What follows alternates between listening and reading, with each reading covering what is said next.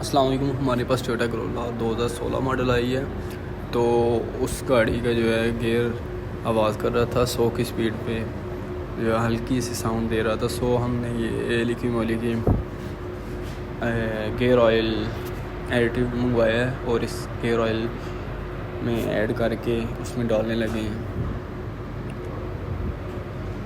ये आप चेक कर सकते हैं लिखी मोली का गियर ऑयल एडिटिव।